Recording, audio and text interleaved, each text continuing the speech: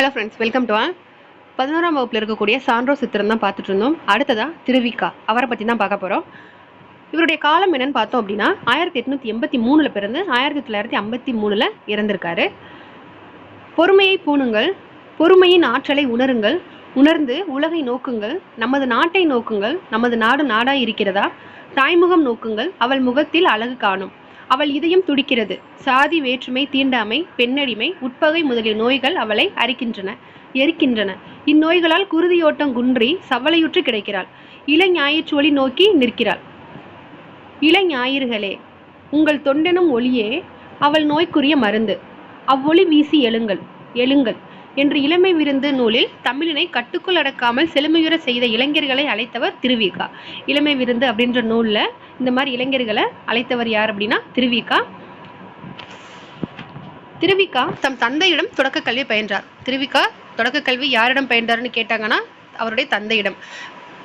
Wesley பள்ளியில் படித்த போது, அவர் படித்த பள்ளி வெஸ்லி பள்ளியில் படித்த போது நான் கதிரைவேலனார் என்பவரிடம் தமிழ் படித்தார். அவர் தமிழ் படித்தது கதிரைவேலனார். பிறகு மயிலை தணிகாச்சலம் என்பவரிடம் தமிழோடு சைவ நூல்களையும் பயின்றார். திருவிக்கா தமிழோடு சைவ நூல்களையும் யாரிடம் பயின்றார் அப்படின்னா மயிலை தணிகாச்சலம் அவரோட. தமிழ் தென்றல் என்று அழைக்கப்படும் திருவிக்கா பெண்ணின் பெருமை, முருகன் அல்லது அழகு, மனித வாழ்க்கையும் காந்தியடிகளும், என் கடன் பணி செய்து கிடப்பதே, சைவத்திரவு, இந்தியாவும் விடுதலையும், பொதுமை வேட்டல், திருக்குறள் விரிவுரை முதலிய நூல்களை எழுதியுள்ளார். என்னென்ன நூல்னா தமிழ் தென்றல் அப்படின்னு அழைக்கப்படுற திருவிக்கா பெண்ணின் பெருமை, முருகன் அல்லது அழகு, மனித வாழ்க்கையும் காந்தியடிகளும், என் கடன் பணி செய்து கிடப்பதே, சைவத்திரவு, இந்தியாவும் விடுதலையும், பொதுமை வேட்டல், திருக்குறள் விரிவுரை ஆகிய நூல்களை எழுதியிருக்காரு. சிறந்த மேடை பேச்சாளராகவும் எழுத்தாளராகவும் இருந்த இவர் என்னென்ன இதழ் நடத்தியிருக்காரு அப்படின்னா தேசபக்தன், நவசக்தி அப்படின்ற இதழ்களுக்கு ஆசிரியராக இருந்திருக்காரு. தமிழ் கவிஞர்களில் அரசியல் இயக்க அதிகமாக ஈடுபாடு கொண்டிருந்தார் இவர்.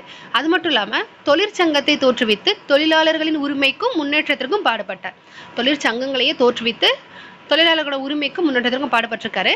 இவர் எங்க பணியாற்றிருக்காரு அப்படின்னா சென்னை ராயப்பேட்டையில் வெஸ்லி கல்லூரியில் தலைமை தமிழாசிரியராக இருந்தார். இலக்கிய பயிற்சியும் இசை பயிற்சியும் பெற்றவர் திருவிக்கா. இலக்கிய பயிற்சியும் இசை பயிற்சியும் பெற்றவர் திருவிக்கா இருந்திருக்காரு.